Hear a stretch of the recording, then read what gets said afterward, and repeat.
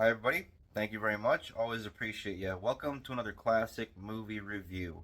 The 1950s was a golden age of movies about monsters that were created by atomic energy. A lot of creature features coming out at that time. You had, of course, Godzilla. There was Attack of the Crab Monsters, Tarantula. But one of the first films that put this genre on the map was 1954's Them, with a big exclamation mark at the end of the title. The movie isn't glorious black and white, but you do see a little bit of red at the very beginning of the film when the title pops up in big red bold letters. And this movie was directed by Gordon Douglas, who directed movies like In Like Flint, They Call Me Mr. Tibbs, and The Detective with Frank Sinatra. Also directed a Laurel and Hardy movie and lots of other things. This movie does star an ensemble cast, but there's only one person that I recognize when I watch this movie, and that is character actor James Whitmore. James Whitmore was one of those great character actors that appeared in dozens and dozens of films. He was in The Asphalt Jungle with Marilyn Monroe. He was in one of the Magnificent Seven sequels, Guns of the Magnificent Seven.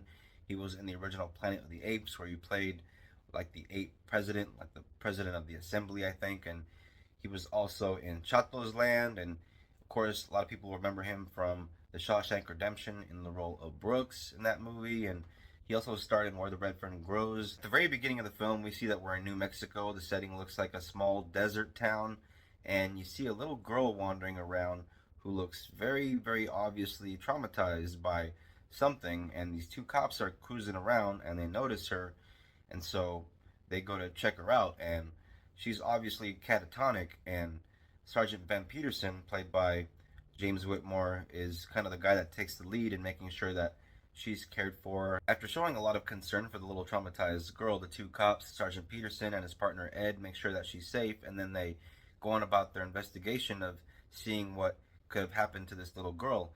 And upon looking around, they see a trailer that looks like it was ripped open by these, huge claws or something. And obviously it wasn't like a man that did this, it was some kind of a creature or something.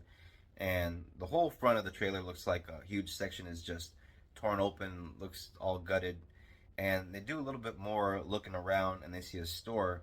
Looks like the same thing happened to the outside of the store, and they go inside and they notice that nothing was taken from the store, nothing as far as like money or merchandise. At first, the movie does a pretty good job in building the tension and keeping the big threat a mystery, because the performance by the little girl who has been traumatized by whatever the big threat is very effective, because that little girl does a very good job. And so that really goes a long way in kind of letting you know that there is a huge problem going on. And finally, the big reveal happens when somebody spots over the hill coming up really slowly, huge, big, giant ant. Big, big, huge mother.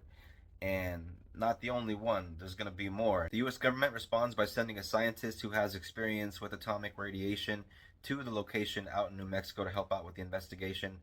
Dr. Medford and his daughter Pat, played by actor Edmund Gwenn and actress Joan Weldon. You also have actor James Arness that tries to be like this take charge kind of guy, almost like he's supposed to be the leading man of this movie, yet the movie doesn't really have any one leading man. It's pretty much an ensemble cast. However, the actors can only do so much when most of their dialogue is mainly exposition that is pretty much on the cheesy side for the most part. And not just that, but the effects in this movie in terms of the ants really don't hold up like a lot of old movies do. Regardless of how fake the ants look, though, it's still a lot of fun to see them as this big threat in this movie as people are trying to take them down with machine guns and flamethrowers. Some very cool images involving the flamethrowers and the big ants. I think if you watch a lot of creature features, and if you're a big fan of monster movies, and then you watch this film, you will spot a lot of the tropes that have become very recognizable in a lot of the films in this genre. You got the scientist that shows up to help, you got the female scientist, you got the hunky guy that kind of tries to take charge. You got a couple of guys at the very beginning doing a bit of snooping and investigating. If you watch a lot of old movies, you see that it can be done. There were some old classic black and white films that were creature features that are still pretty effective today because they had pretty good design or just showed less.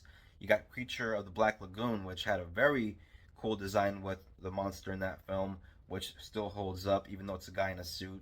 You got The Wolfman from 1941, one of my all-time favorite horror films and monster movies, where, had just a guy in makeup, very good makeup, and a mask. And there was that scene where he was bitten by the wolf, which looked like a fake kind of a, stuffed animal, but it was only like for a good few seconds. It wasn't like something that kept popping up in the movie. And so, like in Jaws, there's a reason why, they shot that movie a certain way. When they came out with Jaws, Steven Spielberg knew that the big strength of that film was to not show the shark because he knew he had a big fake looking shark. And in the scene where they really showcase it, when it jumps up on the boat and breaks the boat towards the end, yeah, you can tell that fucker's fake. And so there's a reason why you don't see it, doing the chomping thing with the mouth, just there's a reason why they don't do that for 2 hours because it would have been terrible. For this movie, they kind of did the opposite. They completely went the other way and just decided to showcase these big fake looking ant things that they built for the film. When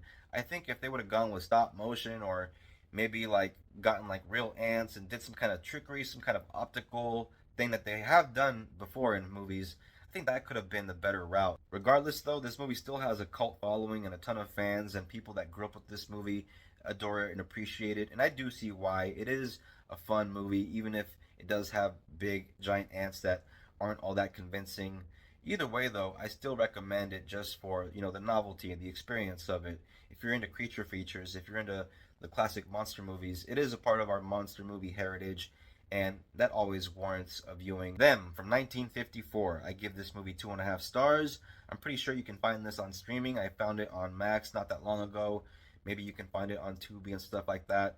Every now and then you might be able to find a hard copy and come across one online. I got my DVD right here.